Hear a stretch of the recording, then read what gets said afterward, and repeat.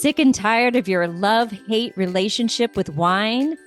Welcome to the Feel It Alcohol Free podcast. Hi, I'm Coach Ruby Williams. And I'm Coach Susan Larkin. We're two former wine lovers turned alcohol freedom coaches, exposing the lies about alcohol and giving you, our listeners, the tools to break free so you can feel lit. And when you're lit, you'll feel healthier, freer, and more in control of your life. So relax, kick back, and get ready to feel lit alcohol free. And don't forget, grab a copy of our wine-free weekend guide after the show. Hey, good morning. Good morning. I am so happy to be here with you, my dear, sweet Ruby. I love Susan. Recording with you. Hello. Hello. Well, I am super excited about this week's episode because I think it is something that every person who worries about their drinking or decides that they want to take a look at their drinking grapples with. And the topic is the big M, moderation. Yeah. So most of the time, right, Ruby, when we have clients that come to work with us, their goal is to be able to moderate. And that was my goal too. And, for years and years and years. But let's look at this listener's question because it's really a juicy one and there's so many aspects of this that we can address.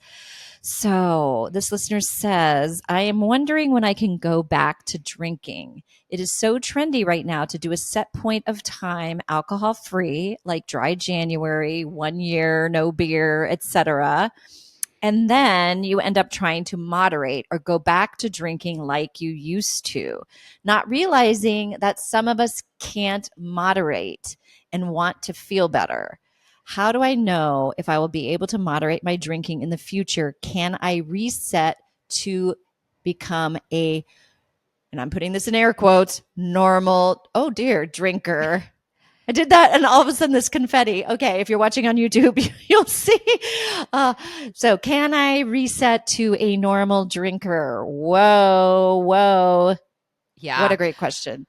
So this listener is describing exactly what I was thinking about, but I never even got to a whole dry January or 1 year. I mean, I would say that was my goal to reset or go back to drinking 1 or 2 glasses or a normal drinker, as I put the air quotes. That was absolutely my goal. So I totally relate.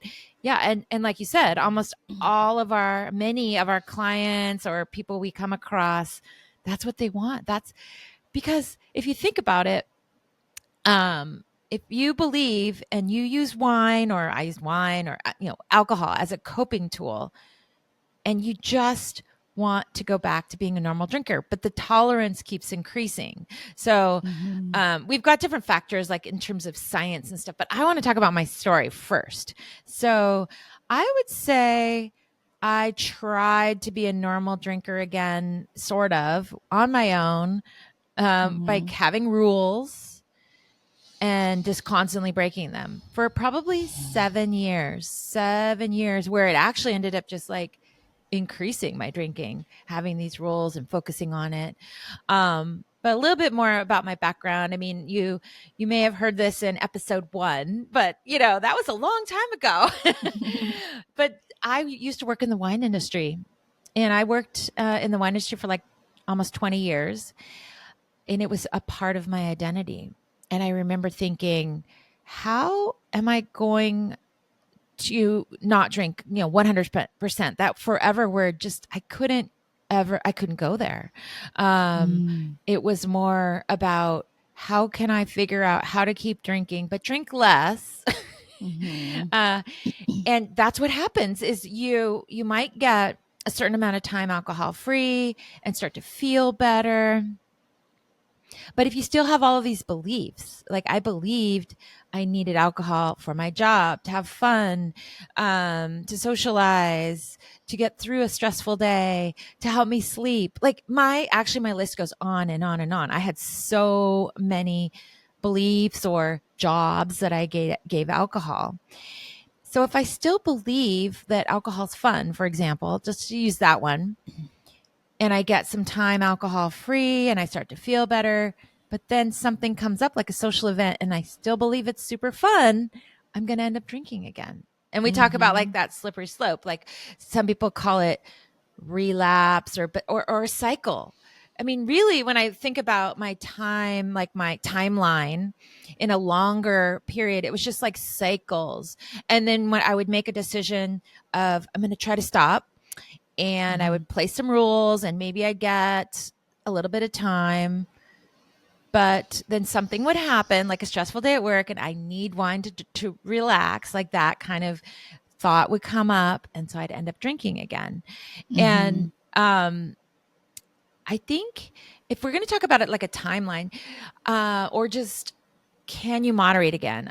I want to go there again because like I really thought this, and I think it's just like a myth that if you can have like 30 days alcohol free or 21 days or 60 days or a certain amount of time, that your brain could like just reset. I don't even know where it came from, but it was like in my psyche somewhere of like, oh, I can reset.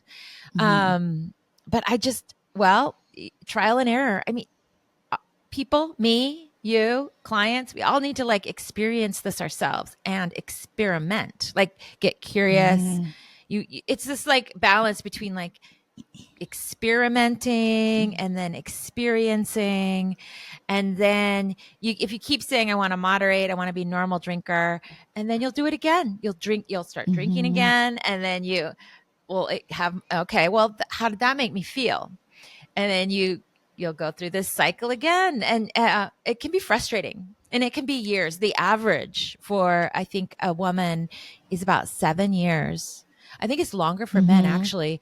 7 years of like being in that painful cycle of rules and trying to do it on your own. And we're so independent, right? We want to do this on our own. Why can't I do this on my own? And I just want to reset. Our brains are malleable, but this is why I love coaching and why I became a coach. And I think you can agree with me, Susan, that we really work on your mindset and your feelings. That's why we're feel it. It's a big part of the feelings too. Anyway, I think I've gone in circles, but what do you think about my story and like the identity piece? Yeah. Well, I think that was key in my story as well, was this idea of getting back to being a quote unquote normal drinker. That's the thought that was keeping me stuck, even in being able to get 60 days. Right. I would do a lot of 30 days. That's sort of my story. I would do 30 days and then have an episode, have an event like you were talking about, Ruby, an event that came up, or have a stressful day where it was like, okay, I honestly, and I wasn't being honest with myself either. Like I'd have a stressful day and then I'd say to my husband, oh, meet me at this little restaurant cafe down the street and let's just have some wine, like have a nice night. So because it was like out. So this was like in my good drinking category, as long as I'm out, not sitting at home, you know what I mean? So I would like disguise it like, let's meet and let's have some drinks. But really I was feeling stressed and I wanted the alcohol to self-medicate. So I wasn't using it for social reasons. Right. And so for me, I had to let go of trying to hold on to there's a tactic that really resonated with me, which was called holding on to both worlds. I had to completely let go. Now, that's not to say that I thought that I was going to do this forever. I just put the forever question on hold. I really resonated. First of all, what helped set me free was to realize that actually I was normal, because my brain and body were reacting normally to an addictive substance. That was the first thing that helped my mindset start to be able to change. Second was, I realized that keeping the hope to moderate in my mind was a barrier to truly experiencing an alcohol-free lifestyle. So if you want alcohol to become small and irrelevant, you want to be a take it or leave it person. I had this realization, well, I knew I was a take it person. Hello. But could I be a leave it person? That I didn't know. And so that was what I went all in on.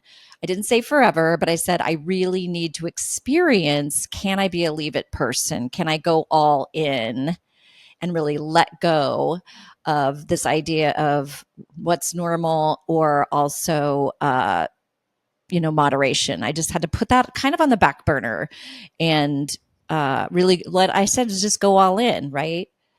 Yeah. That was sort of what was in my mindset, is like, just be able to go all in.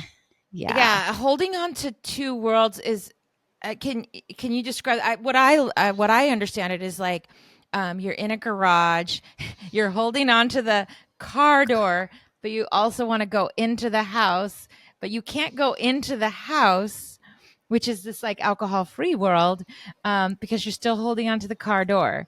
And Yeah. it makes sense to me. Or another way I explain it to people is like, you got a backpack full of rocks and you have to like drop that backpack full of rocks to be able to swim out to this island, this alcohol-free island, where Oh, I people love are, that. but you can't Yeah. actually swim out and be free if you're holding on to this backpack of rocks, which is all of your beliefs and all of your your coping tools. Alcohol, Yeah. really, that Yeah. big Yeah. backpack of rocks is your alcohol addiction. Yeah. Yeah. Well, I love that, because that's what, and I tell clients, look, alcohol is always going to be there. You can go back to it, but give an alcohol-free lifestyle 100% chance, and do the work to find other more healthy coping mechanisms for the things that the jobs you were using alcohol for. Yeah. So that's the work that I do with clients. Let's try all these different resources and experiment, like you said, and no myth of perfection, because a lot of times what we call data points, and we've talked about data points on the podcast before, those data points are the things that show you how alcohol was really operating in your life. And sometimes there are these big aha moments, like, oh, I mean, for me, my big data point was like when COVID started and I went back to drinking. It was like a 2-month data point, but it was like, oh, this is not working for me. And then it was just super clear to me at that point, in my story. But yeah, I think so. I also likened it to, so we talk about alcohol being small and irrelevant. And so I started thinking, okay, what are some things that are small and irrelevant, like asparagus, oatmeal? Could I live the rest of my life without eating oatmeal? I would ask myself this. I'm like, yeah, I mean, I like oatmeal, but if I never had to have oatmeal again, that'd be fine. Or asparagus, I like asparagus, but even strawberries, something I really like, you know what I mean? Like, yeah, if I was allergic to strawberries and I could never have strawberries again, that'd be a bummer. They're nice. I love them, but okay. I did not feel that way about alcohol. So Yeah. that's where that it's a sticky thing for you. That it's, I would do this thought exercise of like, would I give up alcohol for $1,000? No. For $5,000? Like, really, I would like play this out. Yeah. I did that too. And now you want to know the opposite is true. I like, if someone were to give me $1 million to start drinking alcohol again, well, I might have a sip, but I don't want to put poison in my body. Like, Right. I love myself now. So why would I put poison in my Yeah. body? But I want to go back to a point you made around experience and experimentation, because this is really key. In like, you are going to be, your journey is different than everybody else's. And like, yes, maybe your brain and you have to maybe do this cycle for a certain amount of years or time. And it's just part of how you learn. And most people, like, I can tell people over and over again that, yes, most likely if you don't work on these beliefs, you're going to drink again. But people have to do that. Maybe they just have to like, and then finally it, like, we call it clicking. Finally it clicks. Oh yeah. Every time I have one drink, eventually I go back to drinking as much as I was, and then more. Like, it just, and then you go, well, maybe this time I can drink normally. So then you try it again. Eventually, though, you're how many like, times? yeah, but how many times? And this is where a coach can come in. If you're really ready, if you're really like, you want to like, yes, sign me up. I want to be alcohol free. I've tried this now for years or whatever on my own. You know, you can like come to us, just talk to us. Like if you resonate with me or Susan, like, please we want to just talk to you and chat, and you're not alone. So I just wanted to slip that in because it's so important to not be alone. I felt so alone in this, wanting to moderate, trying to figure it out all on my own. Yeah. But can I share another little quick story? Of course. Okay. I actually heard this story. I did a Kaiser outpatient program. So I tried all kinds of things, by the way, in this like curiosity time. And so think about this. It just like made sense to me. You mentioned a little bit about once you we're all on a spectrum, I believe. Any amount of drinking or any drinker is on a spectrum. It's no more like your normal drinker or alcoholic. And we talked about this on a previous episode, but like we're a spectrum. But I do believe that at one point you tip the scale, and you don't realize it in the moment, but you can look back and kind of go, yeah, around that time, like you talked about COVID, or you kind of go, oh yeah, I'm now thinking about it all the time. I want it all the time. It's like, it's just different. Yeah. And think of like a cucumber cannot go back to being a pickle. No, a pickle can't go back to being a cucumber. I said it backwards. A pickle. I'm trying to make this point here. Maybe we can delete that. No, maybe it'll be funny. A pickle cannot go back to being a cucumber. Like, right. And that really like resonated with me. So, okay. So if my brain, which got a little pickled, pun intended, like it's those neural pathways were formed. I think that they're always there, but what happens is you start to, as they shrivel up, the ones that want wine, want alcohol, and you can have the new ones, new neural pathways. But I do believe that sometimes you like this, reach this point where like a cucumber becomes a pickle. Like I don't think you could just go back to being a normal drinker, but I had to experience that on my own by having these cycles of drinking, and then alcohol-free cycles and cycles of drinking. But we just want you to like get off that merry-go-round, like you use. It's so painful. So can I say what my thoughts are about the cucumber story? Because I heard that cucumber pickle story when I went to AA. Yeah. And I hated that. Ooh. I was like, F that. If anybody was going to be able to go back to being a cucumber, it was me. Like, I am that dig in and like pound that square peg into a round hole. And I was like, I hated that story. See, I loved it. No, I know. But what resonated with me was this. So the story that really resonated with me and helped me really visualize this, and I'm a visual person, when I was stopping drinking, is this idea of the neural pathways. So which neural pathway was I feeding with my behavior? Was I feeding the old roads? And I thought of them as roads, like highways. So was I feeding the old road that was very well paved? I could go from 0 to 60, or an Autobahn 0 to 100, or the new road of experiencing life alcohol free, which was a bumpy road. It didn't always feel good. It wasn't smooth yet. But I would always look at that as like, what is this? What is what I'm going to do right now? Like when I'd have a craving to drink, it's like, well, which one is that going to reinforce? And I didn't want to reinforce the drinking one. But then when I got to some time alcohol free, it kind of felt like, oh, I'd put down this barrier, like those barriers that you can't go through the road, Yeah. Like, and then I was really living on this road here, and it was starting to become smoother and starting to be enjoyable. And I realized that if I took the barrier down and started driving on the old road, it would light up all those neural pathways again. And from my experience, I knew I would go from 0 to 100 pretty quickly because that is already well paved. And I just knew in my mind, the way I put it to myself is if I go back to drinking, my subconscious brain will be like, yippee, we're doing this again. Woohoo.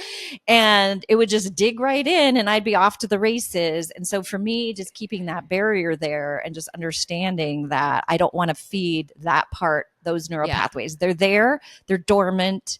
They're a road I don't drive on. And true freedom is when those neural pathways are dormant. Yeah. And then I'm fully living in my alcohol-free lifestyle. And I did get to a point, and I remember this clearly, where I even could say, if you had a magic wand and you could come to me, you know, you were my fairy and you could come ding, and I could go back to being, and I want to talk about normal, but I could go back to being a normal drinker with no consequences, you know, but I had to give up everything I had learned on this experience of becoming alcohol free, all the self work I did,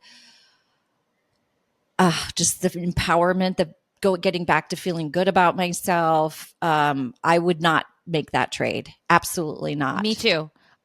This has been the best and transformation experience of my life, to get alcohol free and discover who I truly am alcohol free and living authentically, honestly, like leaning into feeling the feelings. You know, I that's such a good point, Susan. Like, I would never give this up.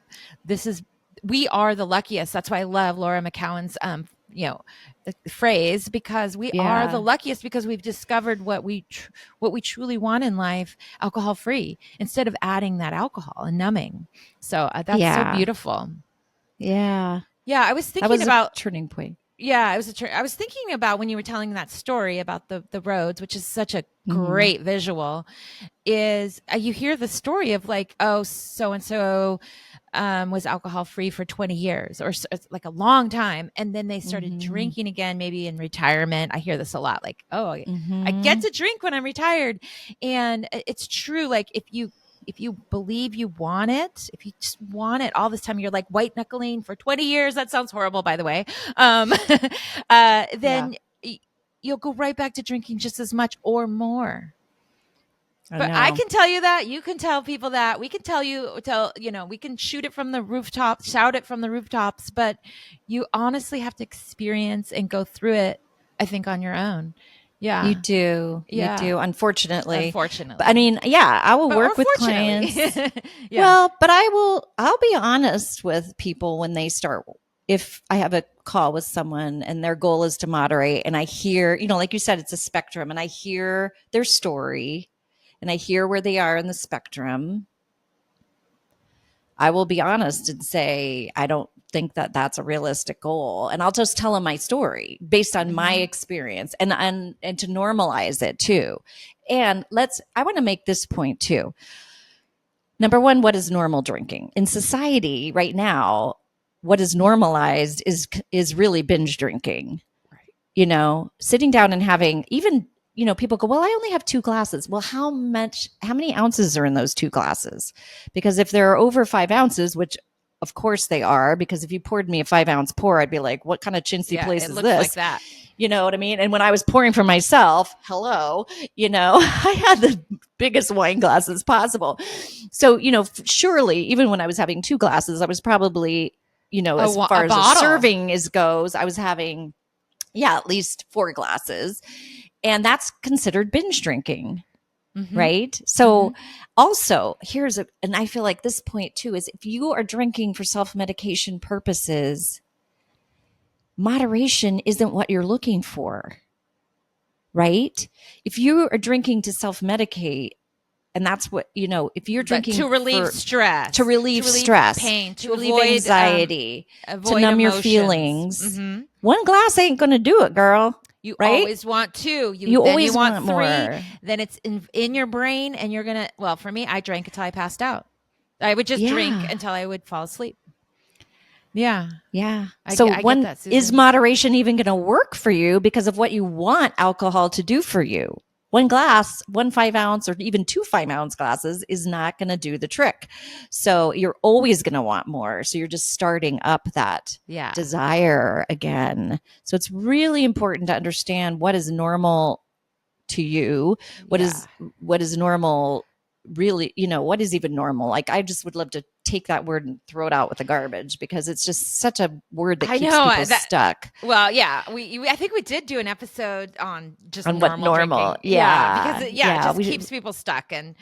But we'll put that link in the show notes. Okay. But when I work with clients who want to moderate, of course it's about them and their goals. And if we get to a point where they have significant time alcohol free and they say, well, I want to try to moderate. I have 7 questions that I work with clients to set up guardrails for moderation. And we work to really get specific around these questions too. It's like, well, what do you want to use alcohol for? A lot of times they're like, well, I want to just be able to drink socially. Well, what does that look like? How often is that? And we really work and get very, very specific, have non-negotiables. And then what are you going to do? And you have to be willing to really be honest with yourself. And also, I'm not going to be the moderation police or the alcohol police, but I will help you really get specific. And usually once we do that, it's like, oh, this isn't going to work. Well, for me, when clients come to me and their goal is to moderate or figure out how to drink normally in the future, definitely we start there. And what happens is I get them curious and experimenting, and then my hope, and I have so much hope, I think hope is a superpower, is that after you get a certain amount of time alcohol free and you just feel so much better and you're working on your belief work, that what you believe now that you want to moderate, you may not believe in the future. So your brain is changing, and you actually can change what you want. We talk about, as a coach, we're talking about goals all the time, and you can change your goals every single week, just a little bit. And over time, all of a sudden you're like, well, I think I've changed my goal. I hear this all the time. All of a sudden they're like, yeah, my goal was to figure out how to drink in the future, and I want to drink in the future, but now it's changed. Yeah. And so we see this transformation. It's really possible. Yes. And it's really possible. So, well, that's where, if you can suspend that, if you can take that goal and like put it on the shelf and go, let's do this work, and then we'll come back to that. Right. Yeah. Because sometimes I do think keeping that moderation goal or that thought of I'm trying to get back to being a normal drinker is a barrier. It was for me. I could not go all in unless I put that aside. So, I see that with clients too, is they just don't make the progress they're looking to make if they keep that as their prize, right? Because they're still valuing alcohol. But then maybe they have to learn something and go through this experientially. Yes. Yeah, that's what it's not a one and done. It's not a one and done. It can be a merry-go-round, and you're on and off and on and off and on and off. And I love to help people get off. And that's where a coach comes in. If you've been on and off, then on and off this merry-go-round, it's painful. We've been there. I've been there for 7 years. It's the worst. So we both of us would love to talk to you. Yeah. So, Ruby, this is my favorite part, because you always have such good ideas and so many amazing things you're doing in your life to feel lit. So what are you doing right now in your life to feel lit, alcohol free? I love this question, of course. So I just heard this idea. Yesterday, so I haven't actually been practicing it very long, but I'm going to do it because I think it's such a great idea. It is just taking 10 minutes in the beginning of your day, and you write down what your perfect day is going to look like as it has already happened. And you love it. Feel the feeling. Your perfect day. Yeah. So you're living into your future self, your future self of just today. You're just one day at a time. You can also do other, practices where you look at yourself 10 years in the future or whatever, but just write it down. And so I just did an example. So you want to like live into your future self and feel the feelings, because you've heard this before, like, the Olympics or whatever, like people, they visualize and feel like they've already won, for example, the race. So how about this? I'm going to just read this out. So it's already happened. I woke up at 6:30. I feel refreshed after a great night's sleep. I start my day with a peaceful meditation, followed by a nutritious breakfast of like an avocado and fresh fruit. And at 9 a.m., I had a work meeting where I was successful and I pitched a new product idea. But then lunch was delicious. I was at my favorite cafe with a close friend and we laughed. So you want to laughed and we caught up. And then in the afternoon, I finished a challenging workout at the gym. I did my hot yoga, which is what I do. And then I spent some time reading a book that I'm just super excited about. I got to just be quiet. And then in the evening, I cooked a lovely dinner and at home, enjoying it with my spouse or my friend. And then I, sit down and listen to music, maybe work on a project. And I end the day with a relaxing walk with my trusty bagel boy under the stars. And I'm just so grateful and content because today was just joyful. I noticed those joyful moments. I felt accomplished, connected, and at peace throughout. And then, do you want that? Do you want that today? Yeah. I want that. That sounds amazing. I love that. Yeah. You can do that every day and just take like 10 minutes and like live into that life. Like think about, do you have meetings or lunch? How maybe your meals. Yeah. Like I focused on my meals, right? Breakfast, lunch, dinner, and just those moments of joy. Yeah. Do you like that idea? I love it. I was just setting intentions for the day of how I want to feel as I go through my day. But I love that idea of like really looking at your schedule and seeing all the things and seeing yourself being productive, seeing yourself, visualizing yourself, feeling at peace and content. And I love that so much. Yeah. So good. I would love to hear if you try this, try some of our Feel Lit things. Please let us know what you resonate with, what's working for you, what you love. And I think there's more to say about moderation. I think this is a part 2 is coming because I want to share my story a little bit. I think it's really important to normalize that we all start out our journey pretty much wanting this, I think, and then how we work through it and how we find success. And so I think we will come back and have another episode to really dig in. There's even more aspects about this question. And honestly, we get a lot of questions about moderation. So we can dive into this some more. So stay tuned. Join us next week for part 2 on moderation, the big M.